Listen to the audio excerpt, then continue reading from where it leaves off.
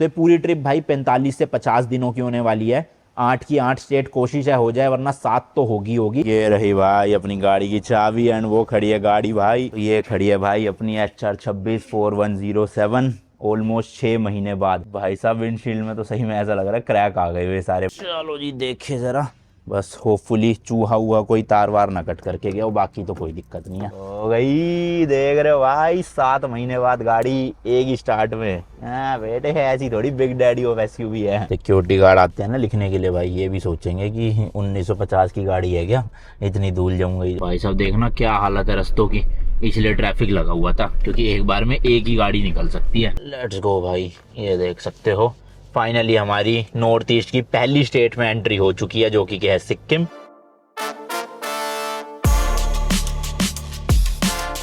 भाई सब तगड़ी बारिश आ रही है, 2 दिन हो गए लगातार बारिश आए जा रही है, रुकी नहीं रही। बाकी एक और नया दिन, एक और नई जर्नी। मैं हूं अभी इंडिया के खूबसूरत शहर हैदराबाद में एंड आज से भाई शुरू हो रही है अपनी नॉर्थ ईस्ट इंडिया की रोड ट्रिप, जो होने वाली है स्कॉर्पियो एन से। जी हाँ भाई, अपनी माफिया स्कॉर्पियो एन जो हमसे 4 से 5 महीने से दूर है।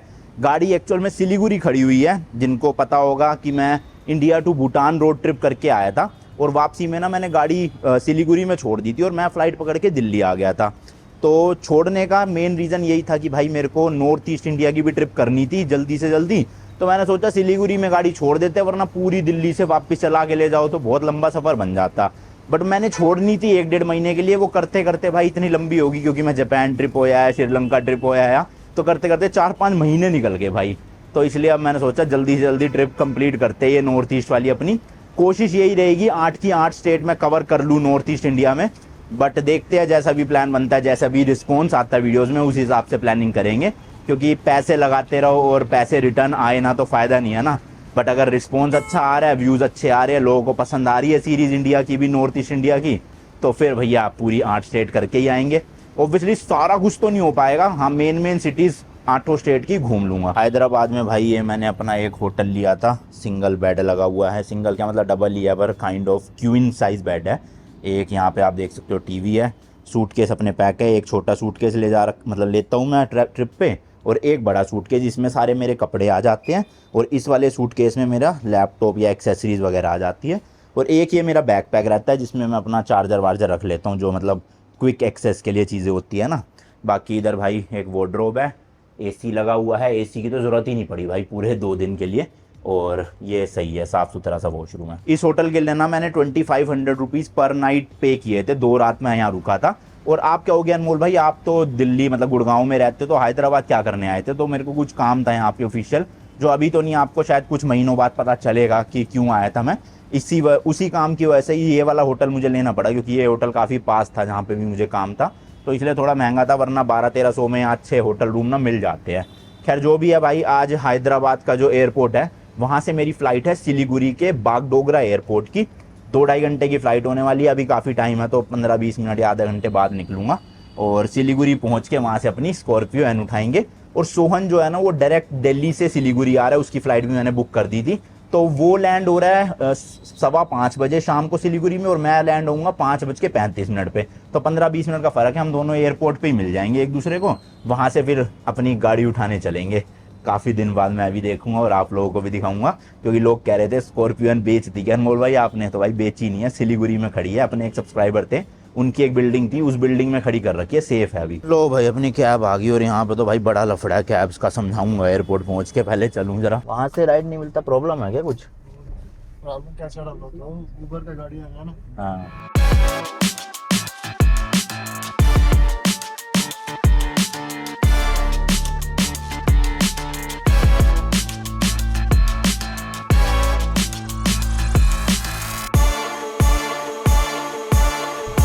लो जी लो, पहुंच गया हूँ भाई एयरपोर्ट। बिल्कुल ही खाली रास्ता था, मतलब कहीं पे भी कुछ ट्रैफिक नहीं, सुनसान हाईवे एक तरह से कह सकते हो आप।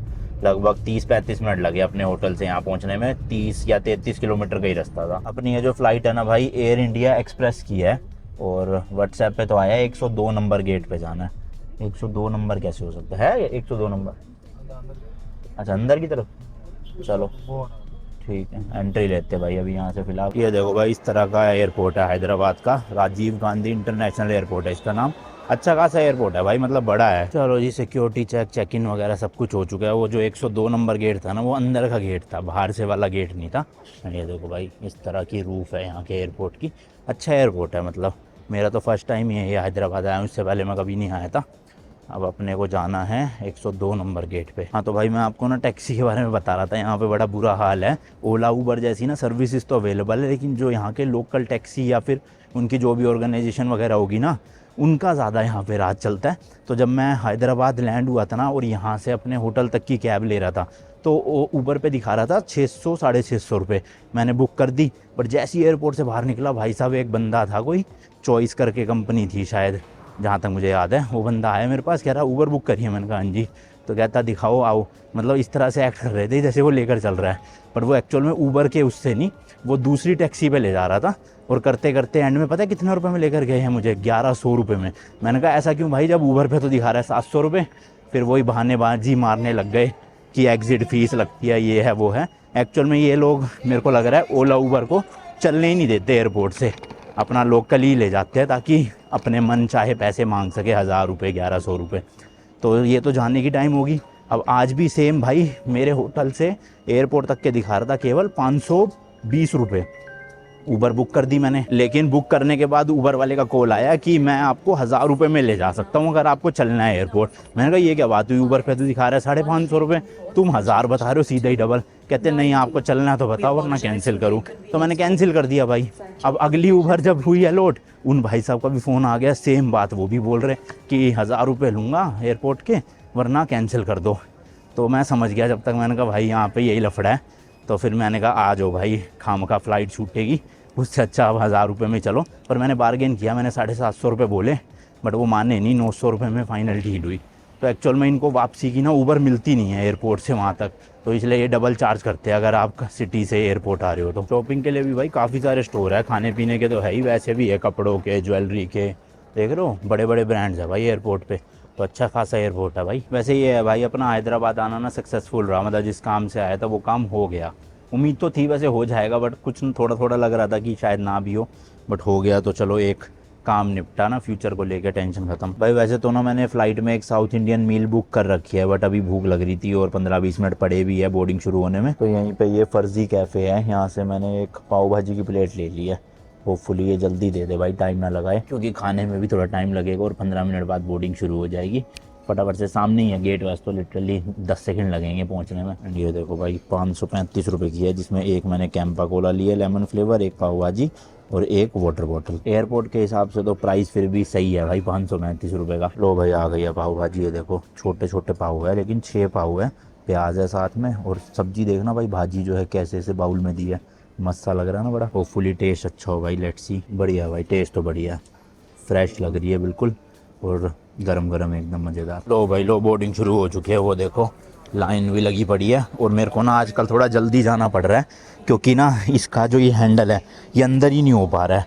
तो अगर मैं लेट जाऊंगा तो सारा कैबिन भर जाता है ऊपर लगेज से, तो फिर अपने को ये रखने की जगह नहीं मिलती ढंग से, तो इसलिए पहले ही जाके रख दो ये।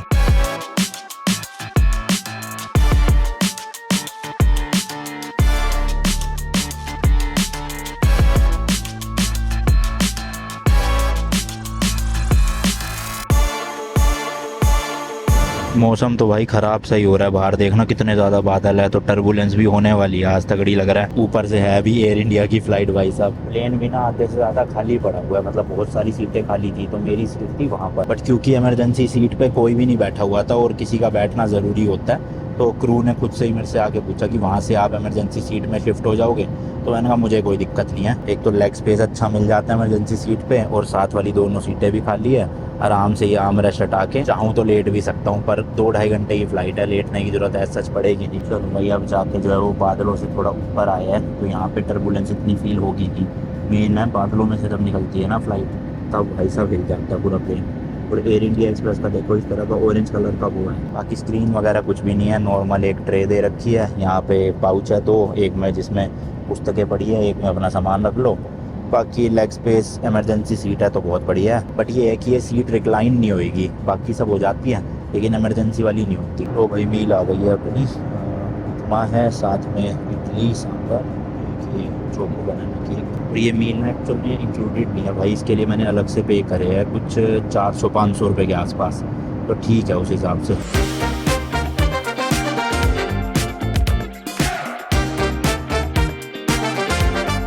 चलो जी चलो, सेफली लैंड हो चुके हैं। और प्लेन बोर्ड करने से पहले ही पता चला था सोहन की जो फ़्लाइट है ना वो 1 घंटा डिले हो गई है।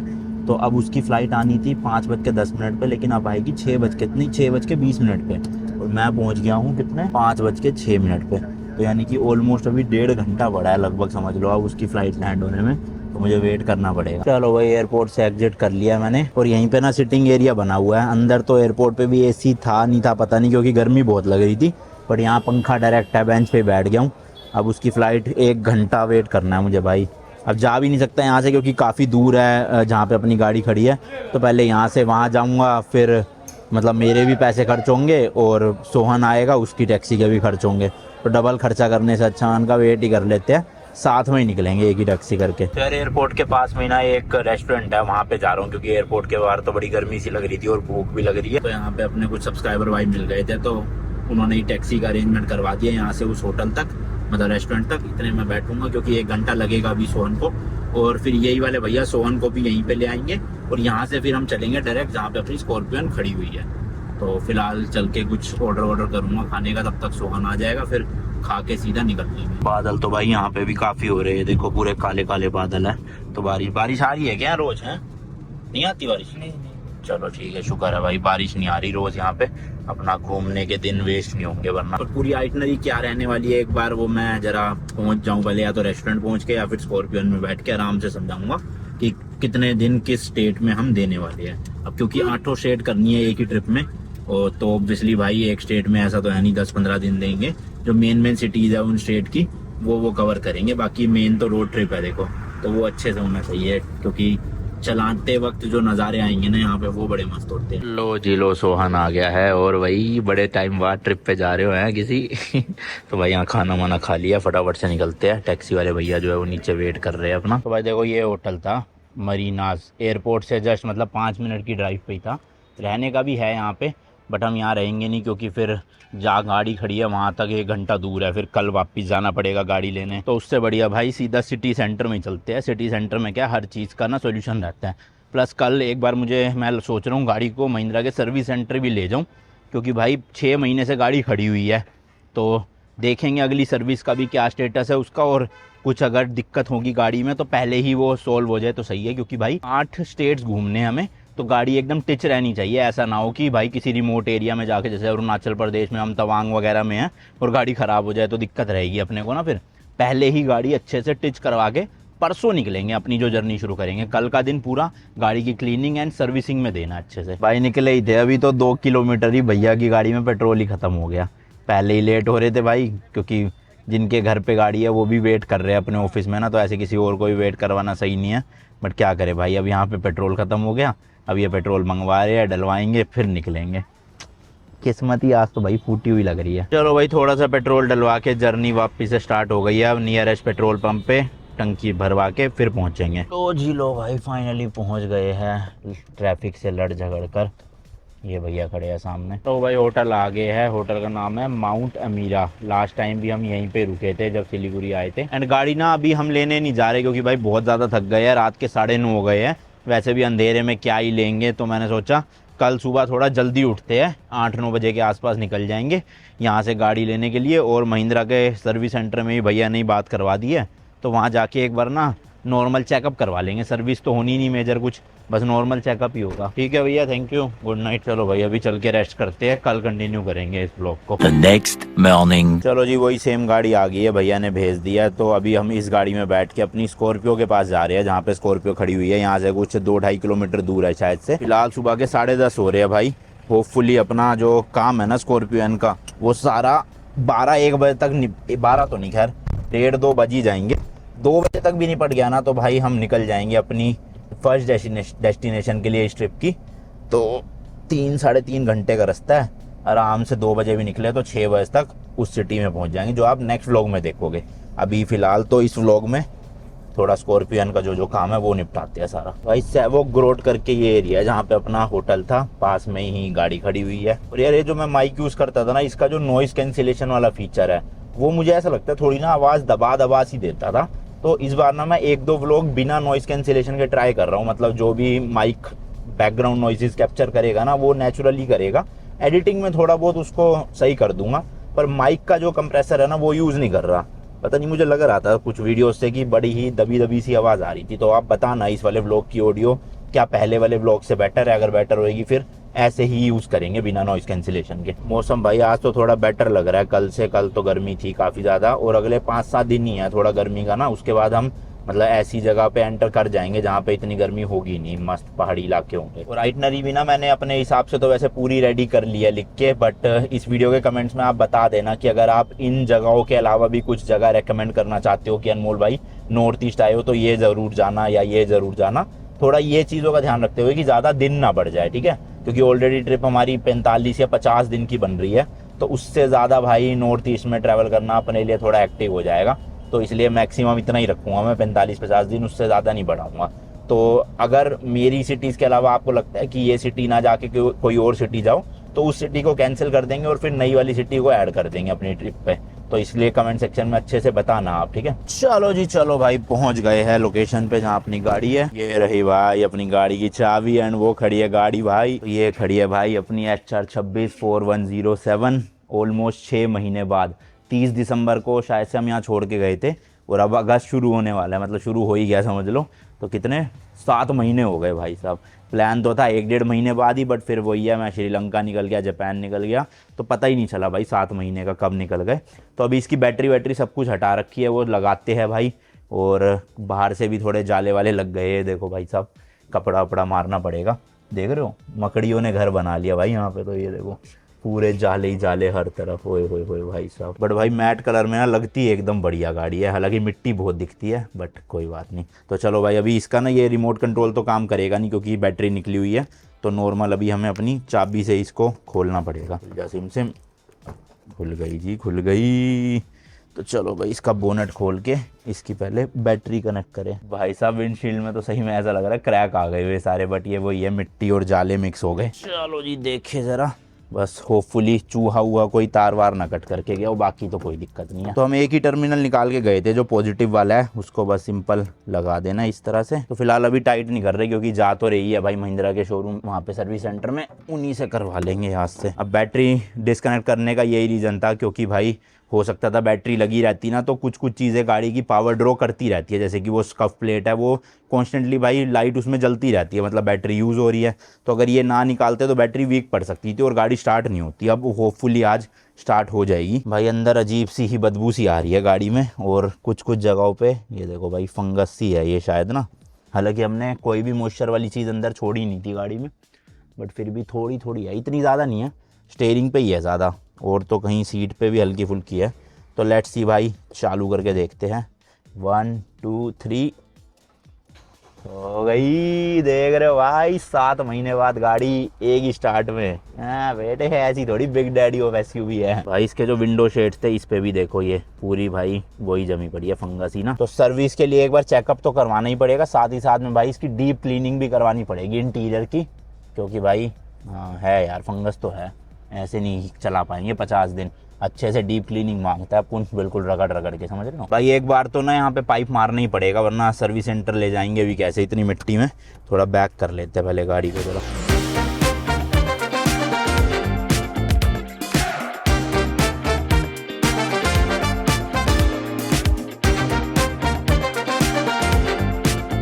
चलो भाई गाड़ी को बाहर निकाल लिया है।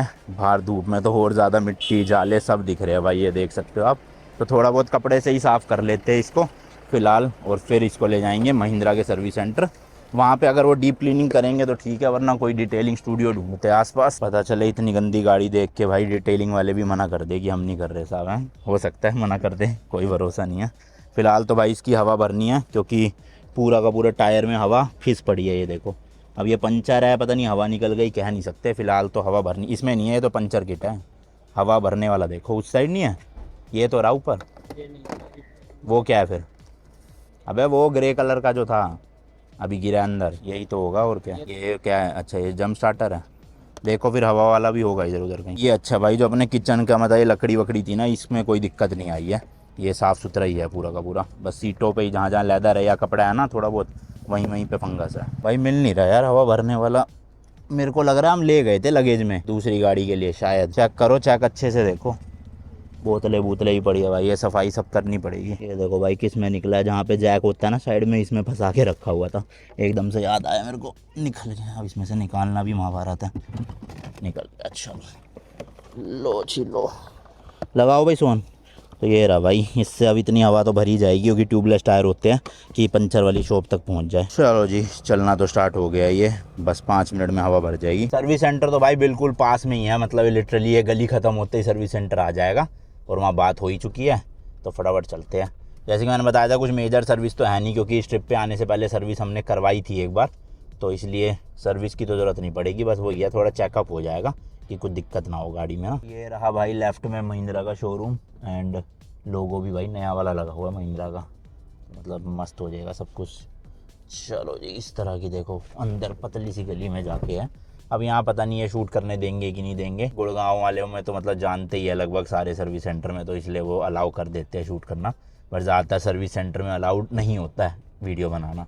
तो देखते हैं, करने देंगे तो ठीक है, वरना वैसे ही करवा के निकल लेंगे भाई। तो भैया के जानकार है तो शायद करने भी दे शूट, कह नहीं सकते। लो भाई लो आ गए, ये रहा राइट साइड में, लगानी का है, अंदर जाना है क्या उधर? यहाँ पे विंडो से तो दिख भी नहीं रहा भाई, इतनी मिट्टी है। इधर सिक्योरिटी गार्ड आते हैं ना लिखने के लिए भाई, ये भी सोचेंगे कि 1950 की गाड़ी है क्या, इतनी धूल जाऊंगी। जो किलोमीटर 44,500 देख रहे हो भाई, मिट्टी के पूरे ऐसे जाले से जम से गए हैं। तो भाई ये तो कह रहे हैं जनरल चेकअप भी लगे हाथ तो हो नहीं पाएगा, कम से कम शाम को 6 बजे तक छोड़नी पड़ेगी।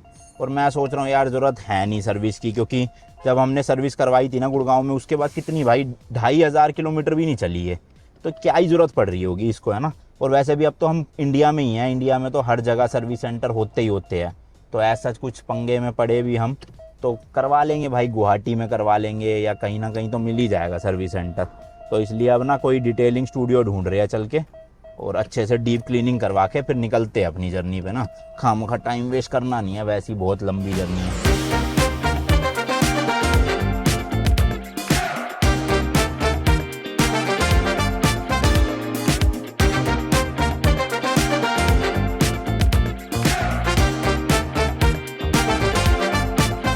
पहले तो भाई हवा का जुगाड़ देखते हैं, हवा कम है या फिर पंचर है गाड़ी में। गाड़ी में ना भाई वापस जाके काफ़ी सारी चीज़ें करवानी है, जैसे इसका वो डिफेंडर स्टाइल का बॉक्स आया हुआ है, एक लैडर आई हुई है उस तरफ ऊपर चढ़ने के लिए, और आगे इसकी फोग लैंप चेंज होएगी, प्लस ये जो एलॉयज़ है भाई सारे वापस से रीपेंट होंगे, क्योंकि कुछ कुछ जगह पे ना इनका पेंट उतर रहा है। फिलहाल तो पहले टायर में पंचर चेक कर रहे हैं, क्योंकि हो सकता है हल्की फुल्की भी लीकेज हो तो वो रिपेयर हो जाए ना, पहले ही सही है। अभी फ़िलहाल अगले 8-10 दिन तो हम थोड़ी बड़ी बड़ी सिटीज़ में ही होंगे, लेकिन उसके बाद फिर ऐसी ऐसी सिटीज़ है जहाँ पे शायद थोड़ा रिमोट एरिया हो, जैसे अरुणाचल में काफ़ी जगह है, तवांग वगैरह के रास्ते में, तो वहाँ इतनी ज़्यादा बसावट नहीं मिलेगी अपने को। तो जितनी दिक्कत है वो अगले 8-10 दिन में ही पता चल जाए गाड़ी में, तो गुवाहाटी वगैरह में ना सोल्व हो जाएगी, तो फंसेंगे नहीं आगे जाके फिर। तो भाई जो अपनी नोज़ल है ना यही लीक है, मतलब इसी में से हवा निकल रही है। वैसे पंचर नहीं है टायर में, पंचर नहीं टायर, तो ये नोज़ल ही चेंज कर दो, हो जाएगा ना यहाँ। चलो भाई सेंसर वाला है तो हाँ सेंसर वाला, मालिक के पास है कि नहीं, चलो पूछ लो भाई, ये करवा लेते हैं चेंज, क्योंकि सही है ये रास्ते पर, वरना ना थोड़ी थोड़ी हवा निकलती रहेगी बेकार में। भाई जब तक गाड़ी रेडी हो रही है, साथ में ही रेस्टोरेंट था कि खाना खा रहे हैं, वेज थाली ले ली है अपना, एक आलू की सब्जी हो गई, एक भिंडी हो गई, एक ये बीन्स वगैरह, बाकी दाल चावल और रोटी भी है। चलो जी टायर लगा दिया है और सोल्यूशन हो गया है, जो एयर लीक थी वो अब नहीं होएगी। अब इसे करवा के फटाफट से किसी डिटेलिंग स्टोर पे ले जाते हैं। वॉशिंग का यहाँ पे भी है, बट अभी लाइन लगी पड़ी है, 3-4 गाड़ियों की, तो इतनी देर वेट कर नहीं सकते भाई, बहुत लेट हो जाएगा। तो पास में ही है 2-3 किलोमीटर दूर ना एक और वॉशिंग वाला, तो वहाँ डिटेल करवा लेंगे अच्छे से। लो भाई आ गए ये ज़ीरो स्पॉट कार स्पा में, होपफुली यहाँ पे लाइन ना लग रही हो, लगी रही है लग रहा।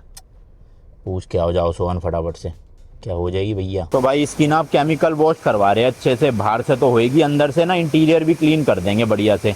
तो 3,000 रुपये लग रहे हैं, बट डीप क्लीन हो जाएगी एक बार में ना बढ़िया, अगले 50 दिन तक फिर टेंशन नहीं है। तो मैंने कहा कर दो, 1.5-2 घंटे कह रहे हैं, पता नहीं भाई आज निकलेंगे कि नहीं निकलेंगे अगली डेस्टिनेशन के लिए, देखते हैं, इस पर पहले डिपेंड करता है।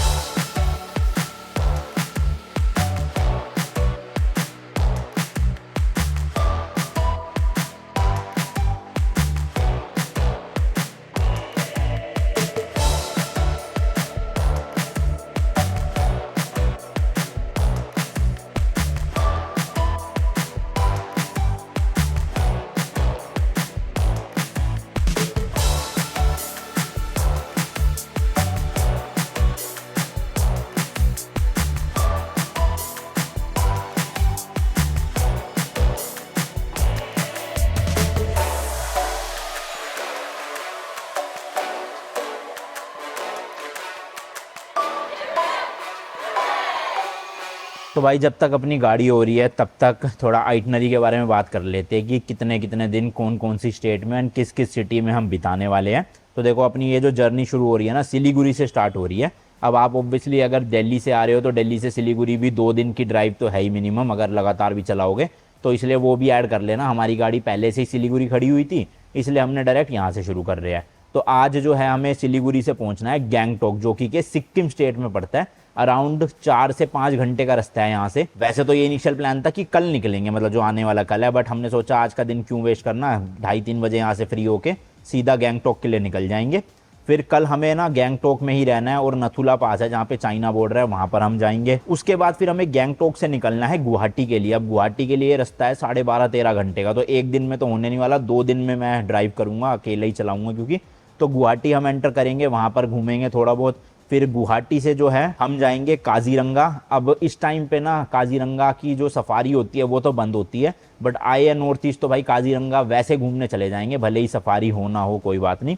देन हम काजीरंगा से निकलने वाले हैं नागालैंड की कैपिटल सिटी कोहिमा, फिर वहाँ पे एक्सप्लोर करेंगे। देन कोहिमा के बाद हम जाने वाले हैं इम्फाल, जो कि मणिपुर की कैपिटल सिटी है, वहाँ पे भी हम 2-3 दिन जो है एक्सप्लोर करने वाले हैं। एंड इम्फाल से ही ना मोहे बॉर्डर लगता है, जो कि ना म्यांमार का बॉर्डर है। तो मैंने सुना है वहाँ से ना एक दिन के लिए आप म्यांमार एंटर कर सकते हो बिना वीज़ा के और फिर वापस आ जाओ। तो वो भी अगर होगा तो म्यांमार भी इसी ट्रिप में आपको देखने को मिलेगा। देन भाई हम मोहरे से वापस आ जाएंगे गुवाहाटी। अब यहाँ पर जो है थोड़ा सा चेंज हो सकता है, शायद से गुवाहाटी ना जाके मैं त्रिपुरा जाऊँ पहले अगरतला, क्योंकि वो है बहुत दूर। तो मेरा थोड़ा सा डामाटोल चल रहा है कि भाई गाड़ी से करूँ ना करूँ, क्योंकि बहुत ड्राइव करनी पड़ जाएगी एक सिटी के चक्कर में। तो लेट्स सी, कंफर्म नहीं है होता है कि नहीं होता। तो मोरे से गुवाहाटी पहुंच गए वापस से। अब उसके बाद भाई गुवाहाटी से हम जाएंगे नीचे शिलोंग, 3-3.5 घंटे का रास्ता है, शिलोंग में रहेंगे। देन वहाँ से जाएंगे चीरापूंजी, वहाँ पे एक्सप्लोर करने वाले हैं, बांग्लादेश बॉर्डर है वहाँ जाएंगे। फिर एशिया का सबसे क्लीनेस्ट विलेज है वो मैं आपको दिखाऊंगा। एंड देन वहाँ से वापस आ जाएंगे हम गुवाहाटी। तो आप देख रहे हो गुवाहाटी हमारा एक तरह से ना बेस पॉइंट है, यहीं से गुवाहाटी से ही हमें अलग अलग सिटीज़ और स्टेट्स में ट्रैवल करना है। अब इस टाइम तक ना हमारी भाई 8 में से 6 स्टेट हो चुकी होंगी, और अगर हम अगरतला गए तो हमारी त्रिपुरा भी हो चुकी होगी, 7 स्टेट। और बचेगी कौन सी? सिर्फ और सिर्फ अरुणाचल। अब अरुणाचल भाई इतना बड़ा स्टेट है कि मतलब अगर आपको ढंग से उसको मतलब तवांग वगैरह जाना है तो 14 से 15 दिन चाहिए। जैसे लद्दाख जाते हैं ना हम दिल्ली से, उसी तरह से समझ लो आप अरुणाचल प्रदेश कवर करना है। जीरो वैली हो गया, तवांग हो गया, दिरांग हो गया, बहुत सारी जगह है। तो उसके लिए 15 दिन अलग से लगेंगे। गुवाहाटी से पूरा हम अरुणाचल कवर करते हुए वापस गुवाहाटी आ जाएंगे और ये हमारा ट्रिप का एंड होगा। शायद उस टाइम पे हम एक मीटअप भी रखेंगे गुवाहाटी में, काफ़ी लोग नॉर्थ ईस्ट के जो होंगे वो मिल लेंगे। तो ये पूरी ट्रिप भाई 45 से 50 दिनों की होने वाली है। 8 की 8 स्टेट कोशिश है हो जाए, वरना 7 तो होगी। त्रिपुरा शायद से मैं फ़्लाइट से करूँगा फ्यूचर में या इसी में, पता नहीं भाई। तो ये पूरी आइटनरी है मोटा मोटा। अब इसमें जो भी सिटीज़ थी मैंने आपको बता दी, कुछ चेंजेस हो, कुछ एडिशन देना चाहते हो बीच में, टाइम ना ज़्यादा बढ़े उसके हिसाब से, तो आप कमेंट्स में लिख सकते हो। बाकी गुवाहाटी से गाड़ी चला के जाने का मन नहीं है अपना दिल्ली वापस, हम शायद से ट्रक में जो है वो शिप कर देंगे गाड़ी और फ्लाइट से चले जाएंगे, क्योंकि भाई 45-50 दिन गाड़ी चलाने के बाद फिर दिल्ली तक का 3-4 दिन का सफ़र अपने बस की तो नहीं है। तो फिलहाल ये प्लान है, बाकी लेट्स सी रास्ते में जो होगा देखेंगे।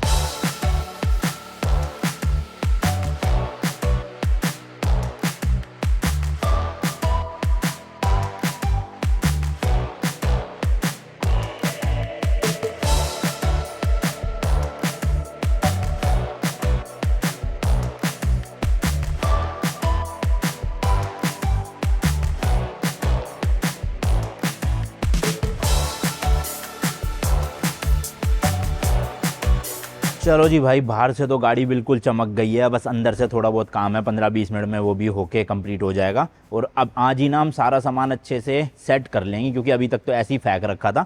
बट अब अगले 45 से 50 दिन प्रॉपर ट्रैवल करना है, तो पता होनी चाहिए कौन सी चीज़ कहाँ रखी हुई है। इसलिए ध्यान से एक एक शेल्फ जो भी है, जितना भी स्पेस है गाड़ी का, वो अच्छे से यूटिलाइज़ करेंगे ताकि फैला फैला ना लगे सामान। सीटें भाई अंदर से मस्त एकदम चमक गई है, ऐसे लग रहा है जैसे नई गाड़ी खरीदी थी ना, वैसी का पूरा सेम। कारपेट वगैरह भी देख सकते हो भाई अच्छे से, जितनी मिट्टी थी या जहाँ जहाँ पे भी डैशबोर्ड पे, स्टीयरिंग व्हील पे फंगस था, वो सब हट चुका है। एंड रूफ़ भी अच्छे से केमिकल से पूरी क्लीन हो गई है। तो बेसिकली पूरी डीप क्लीनिंग हो चुकी है गाड़ी की। सेकेंड रो भी आप देखोगे मस्त भाई, सीटें एकदम ऐसे शाइन मार रही है। आपको एक बार मैट अपने सारे बिछवा लेते हैं। और जो डिक्की है उसका लास्ट काम चल रहा है बस, जो मैंने ये किचन बनवा रखा है ना, बेड या किचन आप जो भी कह सकते हो, तो ये अच्छे से एक बार वैक्यूम और क्लीनिंग हो जाएगी यहाँ से अंदर से ना, तो इसमें अपना सारा सामान जो है वो सेटअप कर लेंगे। फिर उसके बाद ओपन में कुछ नहीं दिखेगा, बस हमारे जो सूटकेसेस है वही दिखेंगे। चलो भाई गाड़ी फाइनली हो गई है, अब एक एक करके अपना सारा सामान सेट करते चलते हैं। जो भी है ये सब आगे रखेंगे। ये भाई मेन चीज़ है अपनी गाड़ी की ना, तो ये सेटअप करनी है पहले अच्छे से। तो भाई जिन्होंने मेरी वीडियो नहीं देखी ना वो एक बार चेकआउट कर लेना, जिसमें मैंने गाड़ी का ये पूरा सेटअप के बारे में एक्सप्लेन किया था। तो बेसिकली इसमें ना एक ये ड्रॉर है काफ़ी अच्छा खासा साइज़ का, इसमें हमारा ना कुकिंग से रिलेटेड सारा सामान आ जाता है, जैसे कि ये आइसोब्यूटेन के सिलेंडर हो गए, अपने सारे मसाले मसूले, पता नहीं है अरे यार ये तो सड़ गया कुछ, तो क्या चीज़ पड़ी रह गई है देखना भाई साहब, फेंक दो भैया। इसमें चेक करो इसके अंदर तो नहीं है कुछ, ये डब्बी में है कुछ, फेंको फिर ये रहे। ओ मैगी मसाला सड़ गया भाई, तो ये वाला ड्रॉर भी एक बार खाली करके क्लीनिंग करनी पड़ेगी इसकी भी थोड़ी सी। कोई डब्बा बड़ा है आपके पास गत्ते का या ऐसा? तो ये भाई पूरा ना सिंक और किचन वाला पार्ट है, ये भी अच्छे से देखो साफ हो जाएगा। अब एक बारी में हो रही है ना गाड़ी पूरी, तो बढ़िया से टिच रहनी चाहिए। लो जी ये सामान तो सारा सेट कर दिया है। इधर आगे अपने सारे मसाले, चम्मच, चक्कू और ये गैस बर्नर के साइड का। इधर आगे अपने सारे बर्तन, ब्यूटेन के जो सिलेंडर वगैरह, और इसको कर दो भाई इस तरह से बंद, बस। चलो जी अब ये देखो ये तो हो गया। कुछ ऐसी चीज़ें जो बहुत कम यूज़ होंगी तो उसको डालते हैं हम इस वाले ड्रॉर के अंदर, जैसे कि एक मेडिकल किट हो गई, एक हो गया अपना टो चेन पूरा का पूरा वो रस्सी सी, एंड एक हो गया भाई ये जंप स्टार्टर, क्योंकि ये बहुत कम यूज़ होंगे। तो बस ये तीन ही चीज़ें आ पाती है। हालांकि आप देखोगे स्पेस यहाँ पे भी बहुत है, बट यहाँ आता नहीं है, क्योंकि जब इस ड्रॉर को अंदर हम करते हैं ना तो वो जगह ले लेता है वहाँ। पंचर रिपेयर किट भी कोशिश करते हैं यहीं आ जाए तो बढ़िया है। ये बंद नहीं होगा ड्रॉर ना, लेट्स सी भाई फंसा तो दी। ये चेक करो सारी, फिर मैगियाँ पड़ी थी भाई इतनी सारी ना, भूटान ट्रिप, भूटान नहीं यहाँ से ली थी ना ये तो, या भूटान ट्रिप की है? हाँ यहाँ ली थी भूटान ट्रिप से पहले, तो भूटान जाने से पहले ही तो फिर वहाँ बना नहीं पाए। और ये देखो अब ये सारी एक्सपायर हो चुकी है। हाँ मना था वहाँ बनाना, तेल भी है ना, पकड़ो हटाओ ना इसे, अरे बंद करना है ये। तो लेट्स सी भाई बंद करके इसको होता है कि नहीं होता है। हो गया हो गया हो गया, वेरी गुड भाई, स्मूथली हो गया ये। अब इसके बाद ना बस ये इस तरह का लैच है, इसको लगा दो। चलो जी अब ये रास्ते में क्या है ना खुलेगा नहीं है जब तक इसको हटाते नहीं। तो भाई अभी दो काम हो रहा है। सबसे पहले तो ये जो हमारी चाबी है ना की फोब, इसकी बैटरी दिखा रहा है वीक। तो आसपास तो सेल पता करा मिलन नहीं रहा, लेकिन महिंद्रा का जो सर्विस सेंटर है उनके पास तो होगा पक्का, तो वहाँ जाके लेते हैं। और साथ में जो इसका DF है वो भी 45% ही है, तो ये भी ना 100% करवा लेते हैं। चलो सोहन जा रहा है भाई अंदर पता करने, फिर गाड़ी ले जाएंगे अंदर, अगर होगा इनके पास। होना तो चाहिए भाई वैसे, बट वो ये 5:30 बज चुके हैं शाम के, तो ऐसा ना कहे कि बंद हो गया। 6-7 बजे तक तो खुलता ही होगा यार शायद। और चक्कर क्या है ना, मैं चाबी भी एक ही लेकर आया हूँ भाई, तो इसलिए इसकी बैटरी सही रहना बहुत ज़रूरी है, अगर बंद हो गई तो समस्या हो जाएगी। एंड भाई मैंने ट्रिप A और ट्रिप B दोनों रीसेट कर दिया, मतलब अपनी ये पूरी नॉर्थ ईस्ट इंडिया की जो ट्रिप होएगी पता चल जाएगा कि कितने किलोमीटर चलाएंगे। लो भाई DF तो जो है वो 99%। अबे यार ये बार बार हवा की ना, ये देखो 99% हो गया मस्त एकदम। भाई यार गंदे वाले जाम में फंसे पड़े हैं मेन सिलीगुड़ी सिटी के अंदर ही। ये बीच में जो हाईवे बन रहा है ना, इसकी वजह से मतलब दोनों तरफ रास्ते बहुत छोटे हैं। अभी जब ये चल जाएगा ना एक्सप्रेस वे नहीं सॉरी फ्लाईओवर, तो फिर ये थोड़ा सा यहाँ पे कम भीड़ भड़क्का हुआ करेगा। अब जल्दी जल्दी यहाँ से निकलते हैं भाई, 10:30 दिखा रहा है पहुँचने का टाइम, वही होटल लेते लेते 11 ही बज जाएंगे पूरे। तो भाई यहाँ से गैंगटॉक जो है वो है 107 किलोमीटर, 3 आवर्स 30 मिनट की ड्राइव। अब कोशिश ये करेंगे भाई नॉन स्टॉप खींच दे, क्योंकि 7 बजने वाले हैं 15 मिनट में, तो उस हिसाब से 10:30-11 बजे पहुँचेंगे। रास्ते होपफुली सही हो, ट्रैफिक ना मिले, वरना तो भाई 11-12 भी बज सकते, कोई भरोसा नहीं है। बहुत लेट हो गया यार ये गाड़ी के काम के चक्कर में ना। वैसे मैं तो ये सोच रहा हूँ कि आज ना निकल के कल ही निकलते हैं ना आराम से, बट ठीक है यार, कल निकलते तो कल पूरा दिन वेस्ट हो जाता निकलने में। आज कम से कम थोड़ा लेट पहुँचेंगे, बट कल का दिन पूरा होगा एक्सप्लोर के लिए बढ़िया।